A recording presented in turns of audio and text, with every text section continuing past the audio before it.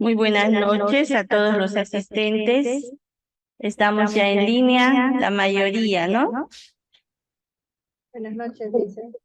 Sí. A solicitud de algunos, vamos a esperar por favor 10 minutos, ya que se recomponga bien la señal. Hay que tener un poquito de paciencia con todos. Ya, 10 minutos, por favor. Estimados colegas, muy buenas noches. Me alegra mucho poder retomar. Ya estamos 32 en línea, la mayoría, es decir, tenemos solo 5 personas que están faltando, ¿no? Y si alguno está con la señal un poquito débil, vamos a ponernos el volumen, vamos a hacer el esfuerzo de compartir y vamos a ver hasta dónde llegamos, ¿ya? Por favor, si alguien me da el retorno, si están escuchando sin problema, o por lo menos con mínimo de problemas. Sí, Lisa, se está escuchando bien. Buenas noches, ¿se Y escucha bien? licencia.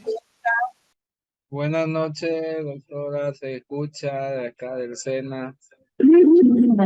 Buenas noches, aquí se escucha con un poco de eco. Acá en el Sena, no, el Jesús se escucha bien, con un poco de eco, pero fuerte. Me alegra mucho, vamos a corregir el eco del micrófono entonces. Bueno, muy bien, entonces empezamos y vamos a empezar con esta pequeña presentación que seguramente lo están leyendo, ¿no? La ley del estudiante, ¿han visto? ¿Está bien? ¿Está bien la señal? ¿Qué leen ahí del Sí, título? correcto, Sí, correcto. dice. Muy bien. Un día especial para todos, qué pena, dirán algunos, ¿no? Justo el día del estudiante pasando clases, ¿no? Como buenos estudiantes, oiga, parece muy incoherente, ¿no? Parece muy incoherente, pero bueno, en la planificación lo han puesto en posgrado y tenemos que respetarlo, ¿no? Pero vamos a darnos igual. La señal, quiero aprovechar el espacio para saludar a todos, a cada uno, ¿no? En primer lugar, por el Día de la Amistad, día de reencuentro, de fraternidad, y no siempre la fraternidad está con un almuerzo o con una cena, ¿no? Sino también con el encuentro fraterno, feliz a través de la distancia. Y también por el Día del Estudiante, ¿no? El Día del Amor, por supuesto, ¿no? Todos estamos siempre con ese anhelo, ¿no? De recibir y dar amor. Y finalmente también el Día del Médico, ¿no?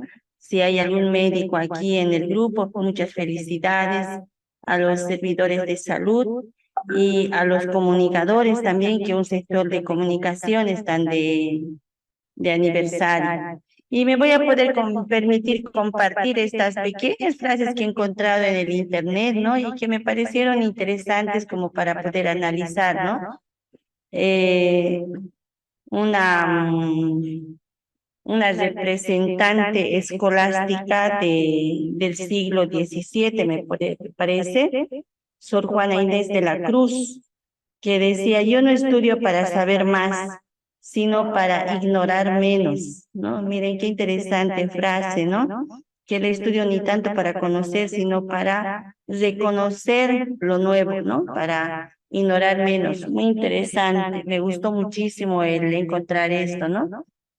Y algo que siempre dicen los chicos y que vamos a encontrar tanto en la universidad como buenos estudiantes, digo, el buen estudiante siempre quiere el día libre, ¿no? Y el buen estudiante siempre añora el primer día de clases, ¿no? Entonces se cansa de las vacaciones, sueña con empezar las clases y una vez empezado quiere el día libre, ¿no? Y la clase libre, por supuesto, también, ¿no? Y los buenos estudiantes tienen pues esta ley, ¿no? Que dice: siempre tenemos la razón, aunque no nos la den, ¿no?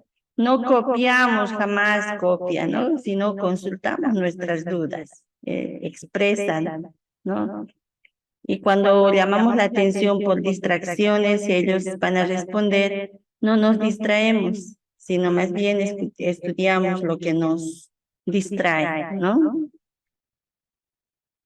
Y sin embargo, con los medios de comunicación también no usamos el celular, sino otros medios de comunicación. Intercambiamos ideas en lugar de hablar, ¿no? Y alguno que se le dice, oye, ¿está dormido en la clase? Y dice, no, que dormido yo, que va. Estoy reflexionando, analizando lo que usted está explicando, ¿no? Y tenemos tantos tipos de estudiantes, ¿no? Pero en el fondo estudiantes felices, contentos, ¿no? Alguno decía, no tenemos señal, pero a pesar de todo estamos ya, ¿cuántos? No, estamos 35, ¿no? Al inicio parecía que iban a estar solamente 10 por la falta de señal, hasta yo me he preocupado, dije, no hay señal y no es problema nuestro, ¿no? Es el sistema mismo que está fallando, ¿no? Entonces, con este pequeño preámbulo me permito saludarles, augurarles, ¿no? Una buena conclusión de la jornada y al mismo tiempo también el augurio de que puedan tener unas metas interesantes cuando puedan ustedes terminar esta maestría. Iniciar esta maestría, como les había dicho ayer, es un gran reto y al mismo tiempo un gran desafío. A mí me alegra enormemente que sigan adelante y que cuando estén concluyendo digan es un reto cumplido. Para mí, personalmente, ¿no? O para uno mismo, porque nos da felicidad el hecho de que podemos servir mejor en la medida en que mejor nos preparamos, ¿no? No es solamente para ganar más, sino para servir mejor. Por lo menos esa es mi intención y con ello, pues empezamos el nuevo tema. ¿Alguien quisiera dar el saludo por este día a sus compañeros? Puedo ceder la palabra unos minutos. Elisa, ¿quién quiere? A ver, Noel, esperamos los augurios. Elisa, ¿quién quiere saludar, doctorita? Por supuesto que sí, el micrófono está abierto para usted. ¿Sí? ¿Alguien quiere dar el saludo por este día a sus compañeros? ¿Ninguno? Porque todos van a hablar luego. Muy bien. Buenas noches, doctorita. Buenas noches, Amparo. Buenas noches.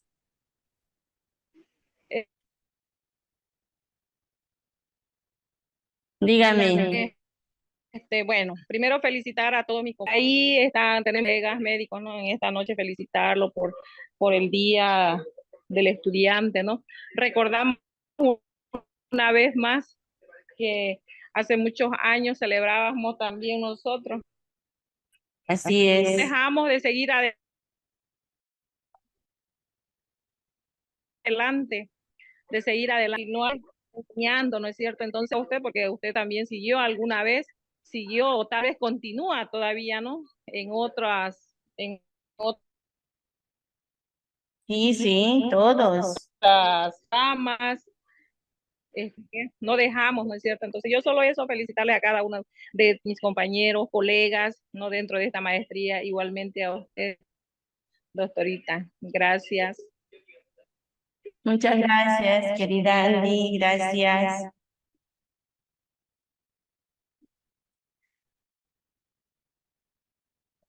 Entonces empezamos con el tema de los protagonistas de los modelos pedagógicos.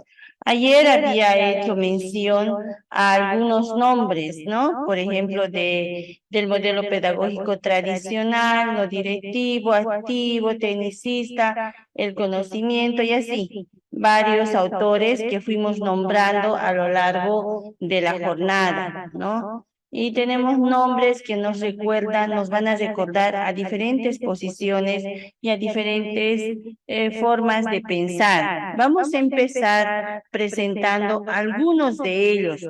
No va a dar tiempo para presentar a todos, pero sí para poder explicar más adelante todos. La metodología de hoy día de ser la presentación breve de algunos autores y luego nos vamos a dividir, ¿no? Vamos a hacer una investigación breve, corta, sencilla sobre cada uno de los autores, ¿ya?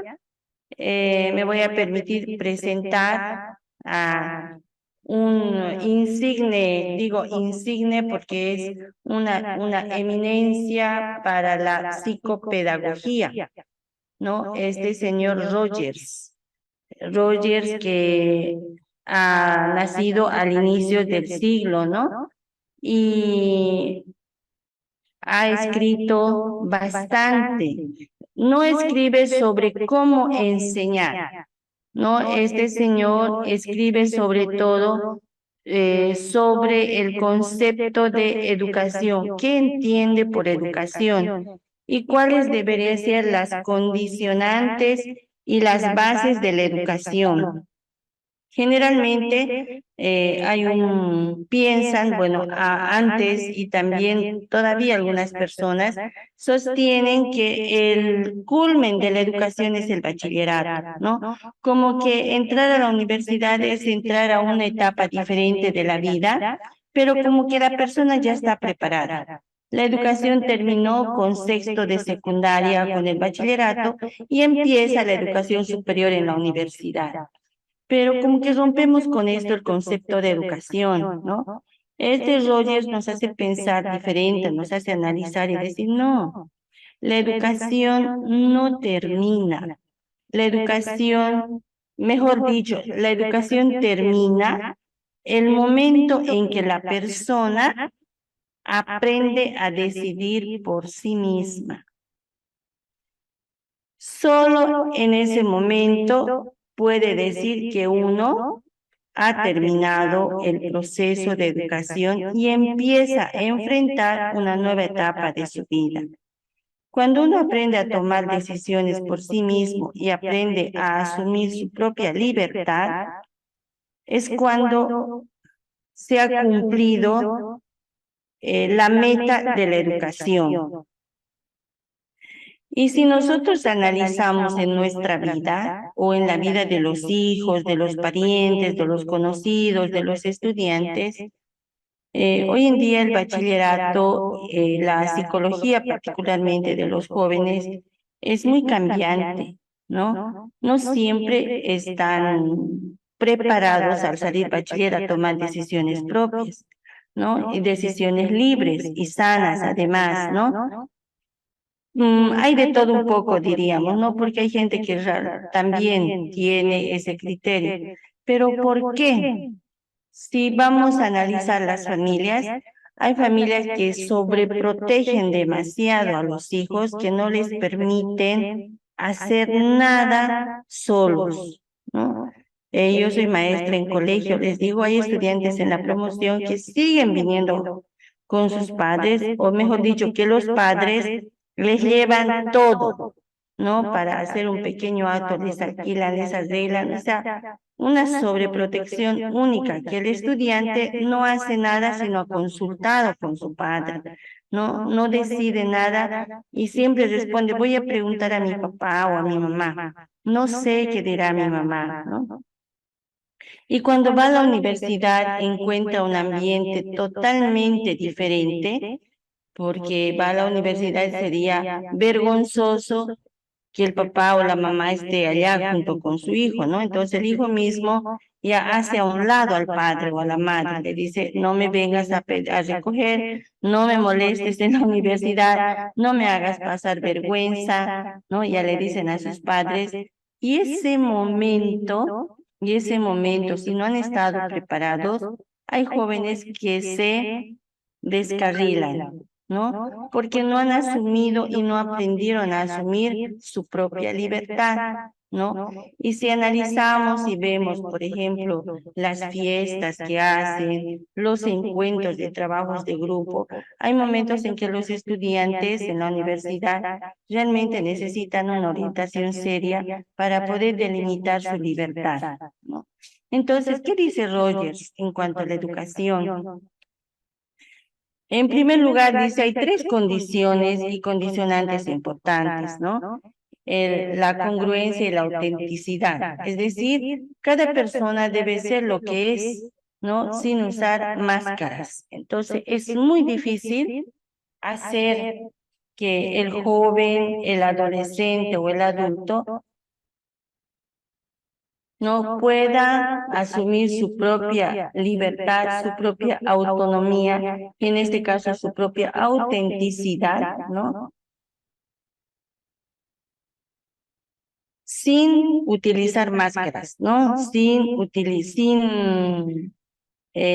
fingir lo que está haciendo. ¿Cómo nos damos cuenta? Por ejemplo, hoy día, les cuento una anécdota, ¿no? Hoy día, Día del Estudiante, actividades en los colegios, y yo soy asesora de la prepromoción. Y hemos preparado una pequeña fiestecita, bueno, vamos a bailar con ellos, muy bien. Y empezamos después en el curso solamente entre nosotros a querer bailar, ¿no?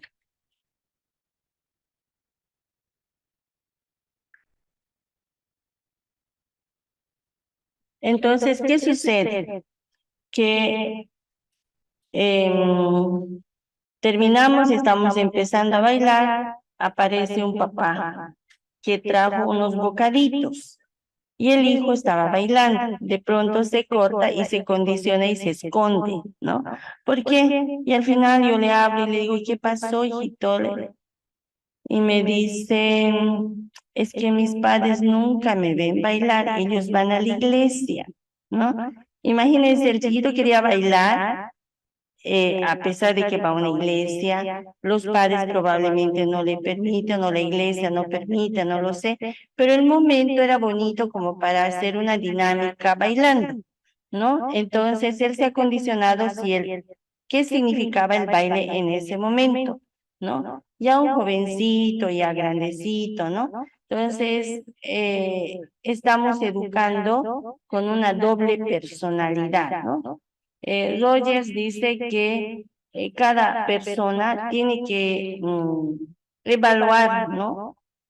O no dejarse condicionar por la incongruencia y la autenticidad que puede llevar adelante su vida. Otro segundo elemento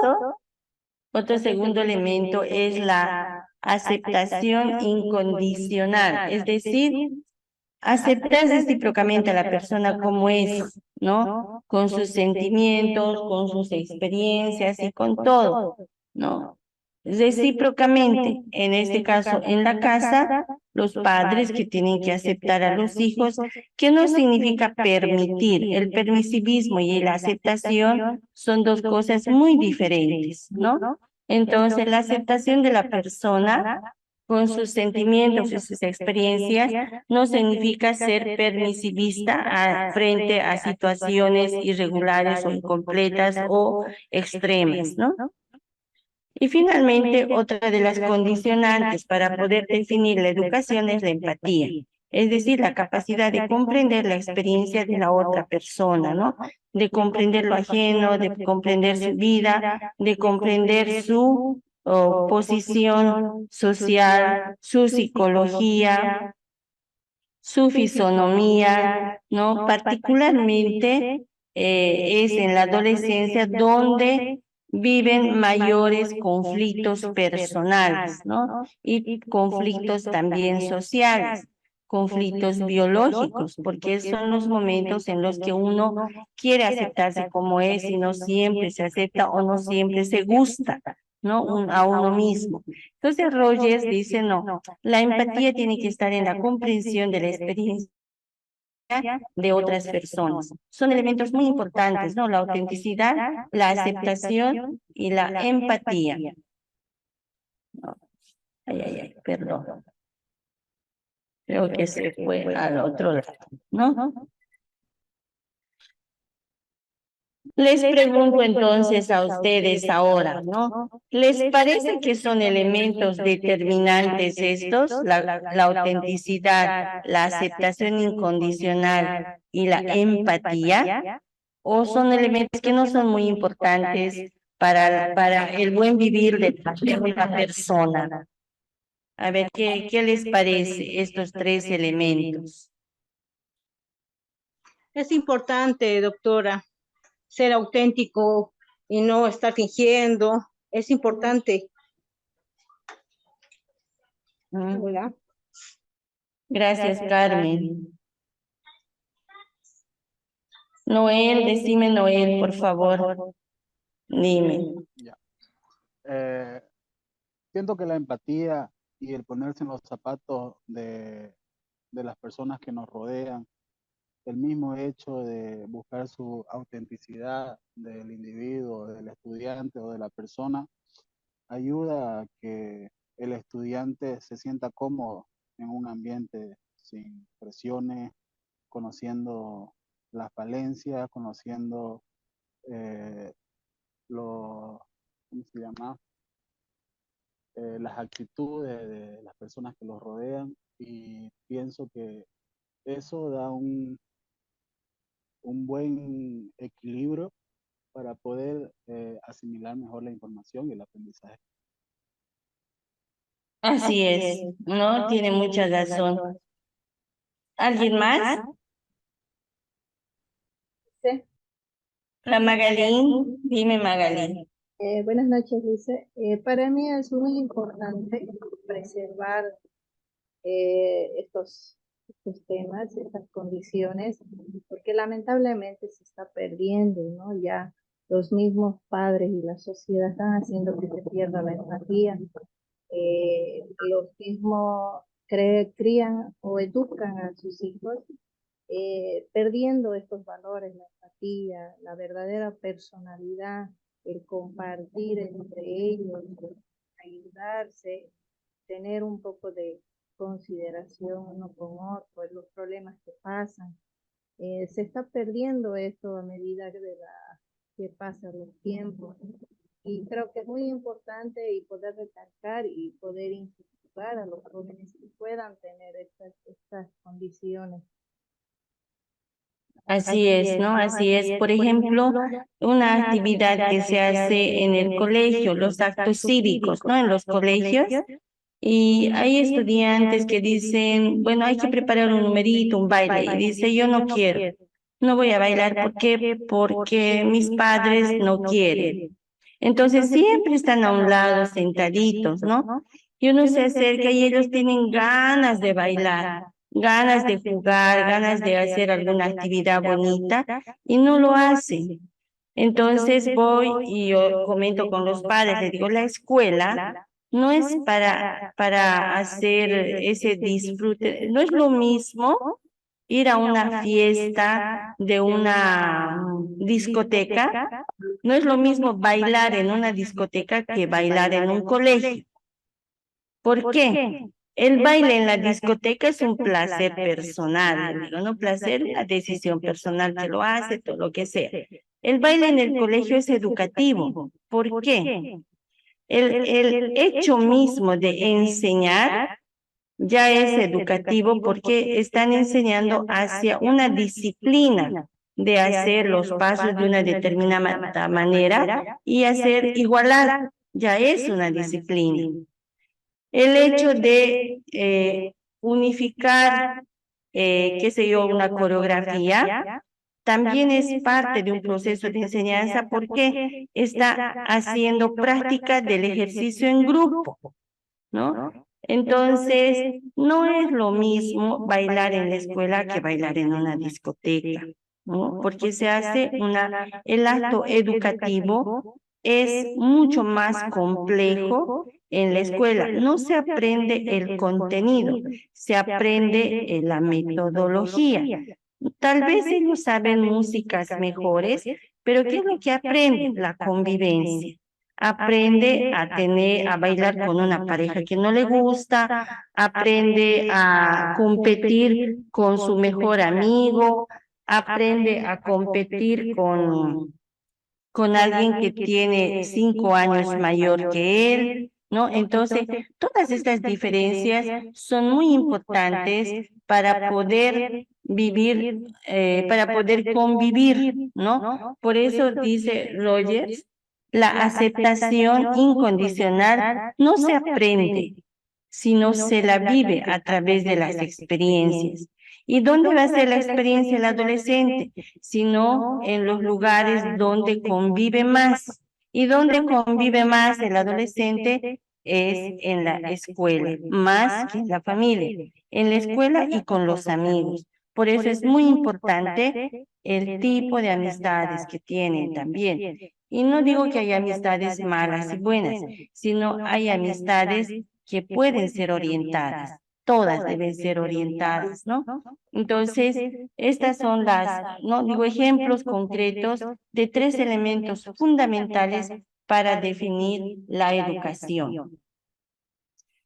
¿Qué dice el doctor Gary?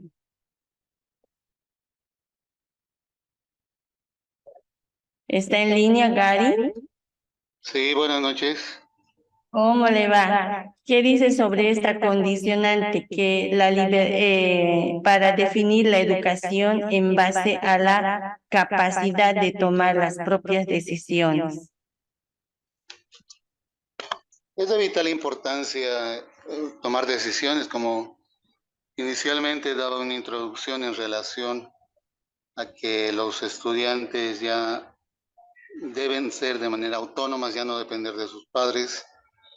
Es vital porque de cierta manera ya se les está enseñando a que puedan tomar decisiones en el futuro y de esa manera ya también formarse como futuros profesionales ya para cuando ejerzan algún tipo de profesión, ¿no? Bueno, es lo que creo y pienso, doctora. Muy bien, a ver, muchas gracias. Te hice hablar ya directamente, estoy agarrando al azar, ¿no? Antonia está por ahí, Antonia Melgar. Sí, doctora, buenas noches.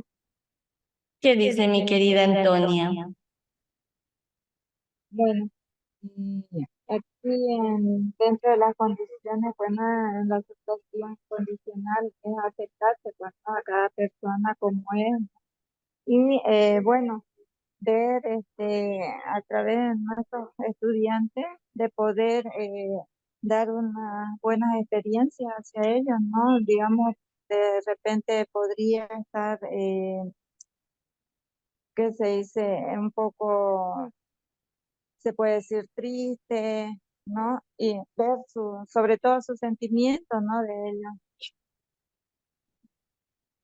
Así es, ¿no? Así es, muy bien, muchas gracias. Efectivamente, es muy importante eso, ¿no? Dígame, Noel. Ya, gracias, doctora. Doctora, usted nos está mencionando un sistema de educación a través de la aceptación y de la empatía con las personas a nuestro alrededor. Pero, ¿cómo podemos conllevar una educación o un sistema de aprendizaje, por ejemplo, en un tema que antes se conocía como tabú, pero hoy está muy de moda, las ideologías de género? Porque si bien uno de los procesos de aprendizaje es conocernos a nosotros mismos, estar, aceptarnos a nosotros mismos y ser empáticos con las personas que nos rodean, mientras que estas ideologías de género eh, tratan de inculcar, por ejemplo, a los estudiantes o a los menores a la aceptación, digamos, de simplemente ideologías que incluso a veces van en contra de la biología, en contra de las cosas que se nos ha enseñado desde pequeños, digamos, ¿no? Y tratan de atribuir géneros como constructos sociales y más no como biológicos. ¿Cómo podríamos encarar esa temática?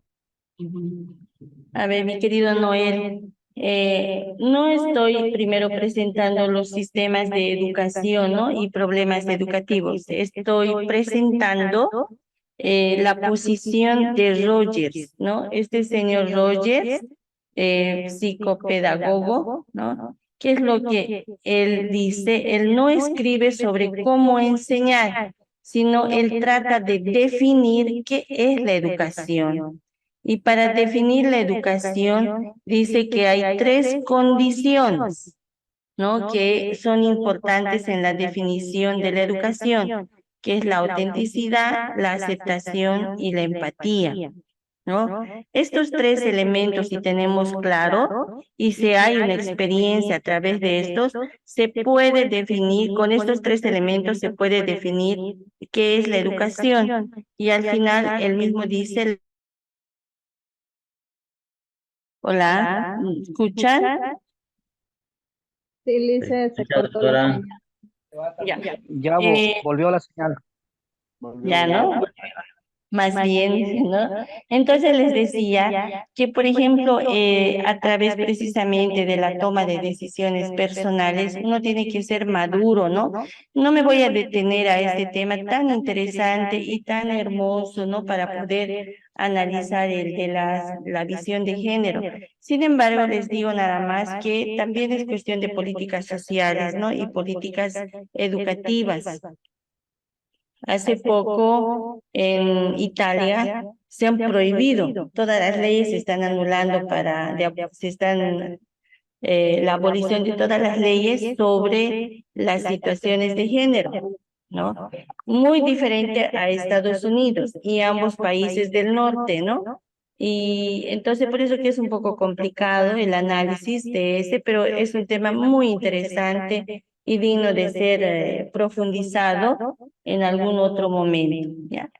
Vamos a pasar a, a considerar que para definir la educación, Rogers habla de un ambiente educativo donde tiene que existir el docente y el estudiante, y donde cada uno tiene que ser lo que son, cada uno tiene que aceptar a los demás y ponerse en el lugar del otro, ¿no? Son tres elementos determinantes que ayudan a fortalecer el concepto de educación. Cuando hay esto, existe libertad. Por lo tanto, la finalidad de la educación es aprender a tomar decisiones libres y voluntarias, ¿no? Cuando termina la educación, no sabemos si es en el colegio, será en la universidad o cuando seamos profesionales, cuando realmente estemos asumiendo nuestras propias decisiones de forma libre y madura.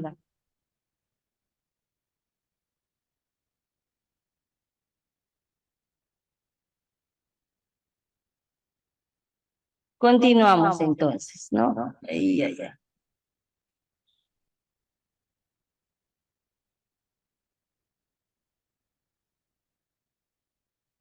Tenemos ahora otro grande autor que también es muy importante y lo van a ir conociendo.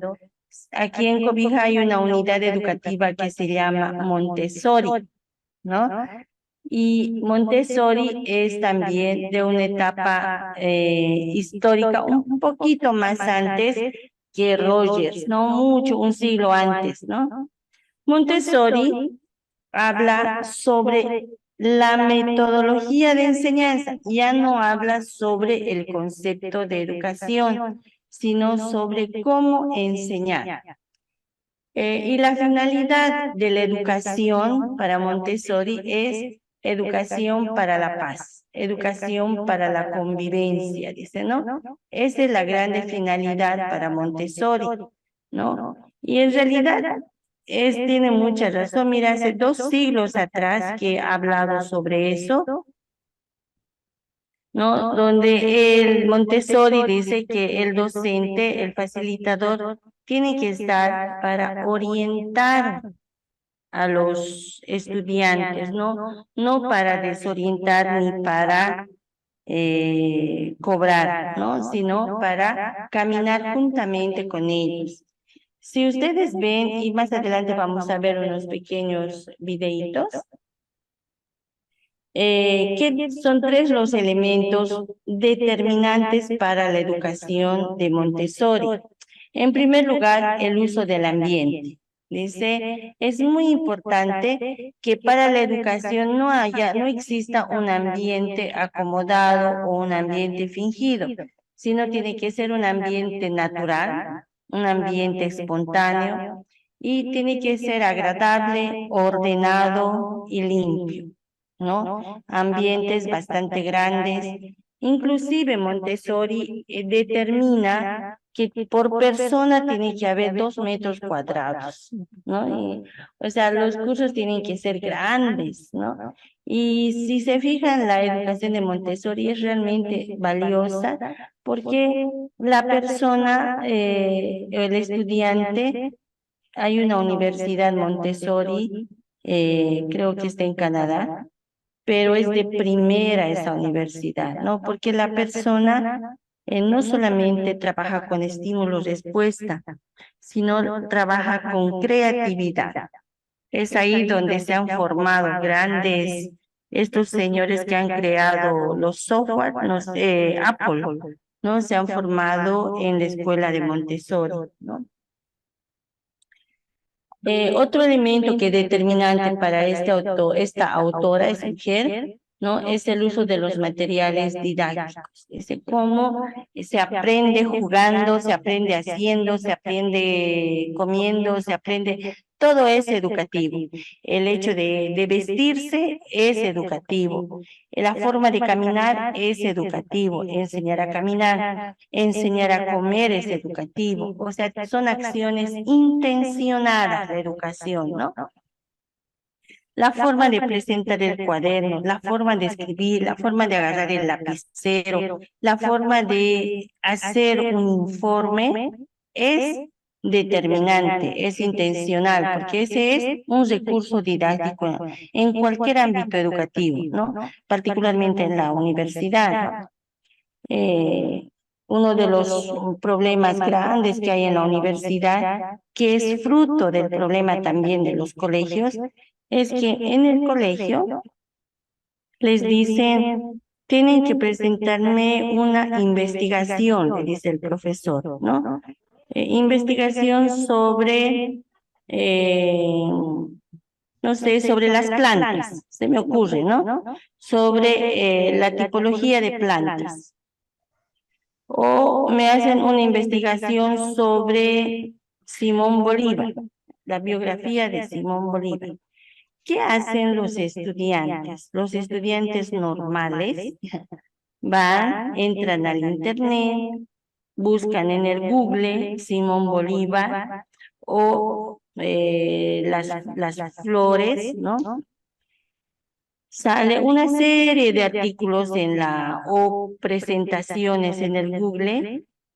Los estudiantes buscan el más cortito, el que tiene más dibujitos, y ¿qué hacen? Lo copian, lo pegan en un Word, ¿no? En otra hoja, y lo imprimen. Ahí delante le ponen una carátula y le colocan su nombre, ¿no? Nombre del docente y nombre del estudiante. Entonces, ¿en qué se convierte eso? En que el estudiante se convierte en el autor de esa supuesta investigación. A eso muchas veces se reduce investigación en ámbito escolar. Cuando va a la universidad, el docente le dice, me presentan una investigación sobre Simón Bolívar. Para el docente en la universidad, la investigación es un ensayo, es una monografía, es un reporte, puede ser un proyecto, y el estudiante se cae ahí y dice, no sé hacer, ¿no? O simplemente presenta como sabe hacer, ¿no? Entonces, ¿qué está haciendo? ¿Qué estamos haciendo? Copy-paste es... ¿Qué estamos haciendo? Estamos degenerando la educación porque el docente en la universidad valora y recibe los trabajos y ve cuál tiene una carátula más bonita y cuál es el más ampuloso, el que tenga más hojas y el que tenga la buena presentación. ¿Por qué? Porque son 80 estudiantes y el docente no lee los 80 trabajos, ¿no? Entonces, un error garrafal que ha empezado en época escolar en el colegio y se está degenerando en ámbito educativo, tanto por el estudiante como por el docente, ¿no? Entonces, ¿qué sucede? Que no estamos utilizando el recurso didáctico intencionado. que sí o sí tiene que haber en la universidad ese tipo de trabajos, pero que el estudiante no está preparado. Pese que hoy en día, en el diseño curricular de sexto de secundaria, hay para enseñarles cómo hacer un ensayo y cómo hacer un planteamiento de problema, ¿ya? Pero no todos tienen la preparación para poder enseñar eso. Otro elemento que habla Montessori es materiales prefabricados hechos por el docente, ¿no? Materiales, recursos didácticos en el que el docente tiene que demostrar que sabe, que conoce y que está constantemente investigando. Tristemente, digo yo, tristemente, en el colegio hay docentes, me incluyo yo también, porque yo soy maestra igual, hay docentes que tenemos la planificación de años y lo mismo repetimos, ¿no? Pero no se escapa la universidad. También en la universidad hay de esos docentes que están categorizados con el contenido, pero no con el estudiante, ¿no? Entonces no se adapta el tema, no adaptan a los estudiantes, sino más bien los estudiantes tienen que adaptarse al tema. Y en la universidad se piensa que tiene que ser todo teórico, todo expositivo, y no hacemos dinámicas, no hay participación. O sea, en ningún momento el facilitador, el docente, muestra su material didáctico prefabricado, porque parecería que eso es de niños, ¿no? Y Montessori dice no. En la universidad se trabaja, en la Universidad de Montessori, con puros laboratorios, ¿no? Es decir, eminentemente práctico para cualquier carrera, ¿no? Tiene muchos elementos de práctica y de materiales prefabricados. Otro elemento que es fundamental, y miren que aquí se complementa con Roger, es el uso de la libertad. La persona tiene que sentirse feliz de cumplir y de hacer lo que está haciendo, ¿no? Ser autónomo en su poder de decisión. No sé si hay docentes aquí, pero si hay en este grupo docentes de la UAP, en su planificación, que le llaman el proyecto formativo, una forma de calificar el elemento cualitativo a los estudiantes es la autonomía. Dice, cuando ven a un estudiante autónomo, tienen que ponerle el 100, ¿no? ¿Y cómo definimos esa autonomía? Con la práctica, ¿no? Con la implementación del ser, de los valores, del hacer, de la capacidad de poner en práctica lo que ha aprendido en teoría. Y si nos damos cuenta, eso es muy difícil que ocurra en la universidad cuando existe un número bastante voluminoso de estudiantes, ¿no? Sin embargo, es posible, ¿no? La libertad genera disciplina y al mismo tiempo creatividad de los estudiantes, ¿no? Montessori es una experiencia realmente hermosa, realmente muy bonita y que una de las autoras para mí que amerita ser estudiado y amerita ser analizado es precisamente esto, ¿no? Aquí tenemos 3 archivos que son 3 pequeñas presentaciones de no más de 5 o 7 minutos exagerando, que me gustaría que lo vean, ¿ya? Y mientras tanto hacemos el receso, un recesito de 20 minutos, son las 8:30, 9 menos 10. Y cada uno me va a compartir, ahí vamos a compartir qué es lo que les ha llamado la atención de cualquiera de estos videitos que van mirando que está en pantalla. Yo les voy a poner en el chat nuevamente o en el grupo de WhatsApp, ¿no? Para que los que no están con la plataforma puedan también ver. ¿no? Entonces, nos damos estos 20 minutos, por favor, ¿ya? Y yo les pongo en el chat ahorita mismo los enlaces.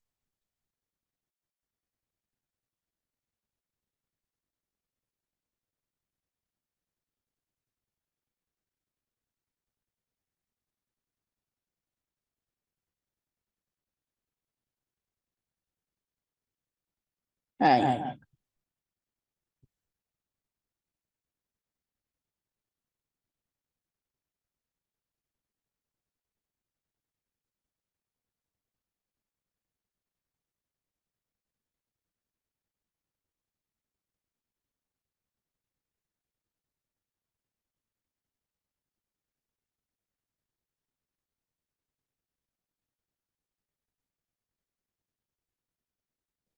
Ahí sí. ¿Hay alguna consulta, por favor, antes de dejar los 20 minutos? De cualquier manera, yo estoy en línea, estoy con el micrófono encendido también. ¿Alguien tiene alguna Doctora, duda? ¿podría explicarme nuevamente qué es lo que hay que hacer? Por favor, no lo entendí. Estos 3 videos son pequeños videos cortitos de 2 o 3 minutos, que es sobre la posición de Montessori, ¿ya? Entonces lo van a ver el video y al final en 15 minutos, porque o 20 exagerando, cada uno va a compartir qué es lo que más le ha llamado la atención sobre Montessori para hacer un resumen de la teoría de ella, ¿ya? ¿Estamos claros? ¿Hay alguna consulta más? Gracias, doctora. Los enlaces lo puse en el chat, pero les voy a colocar también en el grupo de WhatsApp. Doctora, vamos a leer estos enlaces y de ahí hay que hacer un breve resumen y subir al, ¿qué se llama? Y lo van escribiendo al chat. Ah, al chat. Ok, ya. Gracias. Muy bien, vamos a retomar entonces. Y estoy segura que varios tienen mucho para escribir, entonces voy a hacer una acción formativa. Y yo siempre con el afán de compartir, como les digo, de enriquecernos recíprocamente, ¿no? Nadie tiene la última palabra, pero juntos podemos llegar a más. ¿Se está escuchando, por favor, ahí el retorno? Sí, Lice. Muy Se bien, escucha, muchas Lice. gracias. Ya, muy bien. Entonces voy a empezar a tomar nota y a apuntar los que desean participar, siempre voluntariamente. ¿Qué les ha parecido? A ver, Montessori. ¿Alguien ya lo conocía o es una persona totalmente nueva?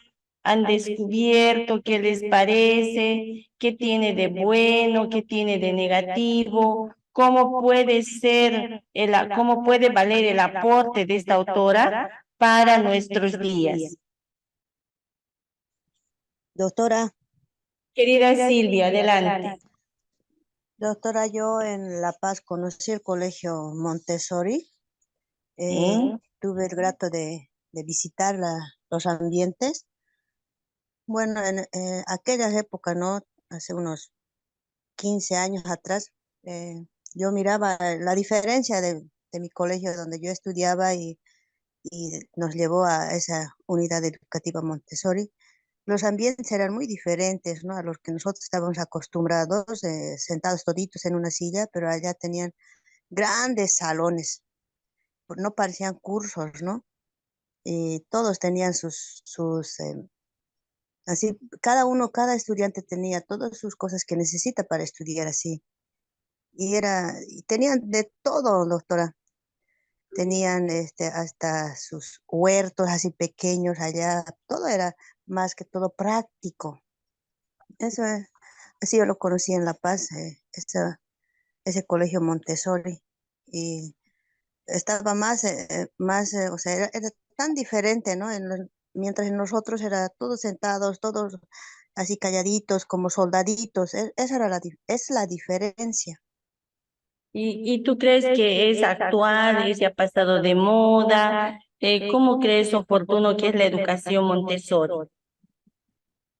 Bueno, ahorita yo viendo ese modelo, comparándolo, o sea, es más adecuado porque ahí el estudiante se puede desenvolver de acuerdo a sus capacidades, puede demostrar, ya no podemos decirle esto es así y tiene que ser, sino es que ellos tienen la capacidad de tener sus propias ideas, su propia perspectiva. Ujú. Así es, muchas gracias, Silvia. ¿Alguien más? Doctora, Doctora buenas noches. Buenas noches. Silvia, buenas noches. Noches. Silvia, luego Gary, ¿ya?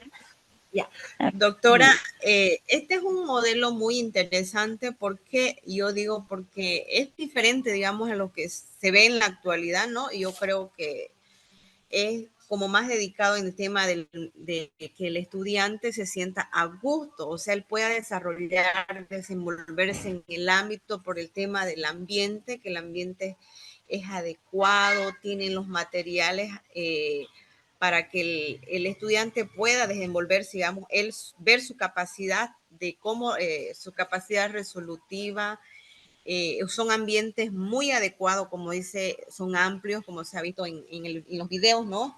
Ellos tienen el uso de la libertad, digamos, para que ellos puedan desenvolverse, el desarrollo de su autonomía, son autónomos, son independientes, ellos hacen un ejemplo, digamos, los trabajos, ellos se sienten a gusto porque ellos tienen el material adecuado, digamos, no como, o sea, en algunos otros, digamos, como en las escuelas, que el profesor está adelante, enseña y el estudiante, bueno, capta, ¿no? Mientras que aquí no, se ve que es más diferente porque más que todo se dedica al tema del ambiente, ¿me entiende? Yo lo veo más o menos así. Y los profesores, digamos, son más enfocado en el estudiante, que el estudiante pueda desarrollarse, desenvolverse, porque es un ambiente tranquilo, relajado y agradable más que todo para el estudiante, ¿no? Y él se siente cómodo. así es. Ujú, efectivamente. Muchas gracias. Gary, por favor. Después Buenas yo, noches, doctora. Sí, me parece bastante interesante. Igual, al igual que mi compañera Silvia, yo había escuchado ya sobre los colegios Montessori. Desconocía realmente por qué llevaban ese nombre, pero ahora ya lo entiendo. Me parece interesante esto porque está centrado en lo que es la educación sin violencia, que es un punto bastante importante que en la actualidad hay que, creo que modificar en nuestra educación que tenemos. Lo que también me llama la atención es el uso de la libertad de los estudiantes, que lo hacen autónomos para el desarrollo de iniciativa, creatividad, lo cual le genera responsabilidades al niño, que obviamente es guiado por el docente, es como un guía que lo va a ayudar. Y lo que también me llama la atención es el uso de materiales didácticos que permiten estimular el aprendizaje de todos los niños. Y lo que me llama también la atención, al igual que mis compañeras que me han precedido, son los ambientes, que son bastante relajados para que puedan desarrollar sus habilidades los niños. Así es. Estimado Gary, ¿es posible adaptar al ámbito universitario esto? Sí, yo creo que sí, es posible. Es una utopía, se podría decir, pero va a ser un proceso bastante largo, porque de la universidad en la cual yo salí, de la UMSA, todavía persiste hasta donde yo salí la educación con un tanto de violencia. Como el principio de Montessori es una educación sin violencia, habría que modificar eso. Parece que, a mi parecer, ¿no? Si alguien lo ha maltratado, ese estudiante cuando ya es profesional sigue el maltrato. O sea, se hace un círculo vicioso. El que recibe maltrato da maltrato y así se sigue por décadas, ¿no? Yo creo que hay que cambiar primero eso y adecuar los ambientes que se tienen en las universidades. porque Así todavía la educación sigue unidireccional, docente-estudiante, en algunas cátedras, ¿no? Así es. Voy a pedirles un marcado favor. La señal está intermitente. Téngame un momentito de paciencia. Voy a cambiar de internet. Unos 5 minutos, por favor, y no quiero perder porque es muy interesante esta reflexión. Les ruego, ¿ya? Deme, por favor, 5 minutitos.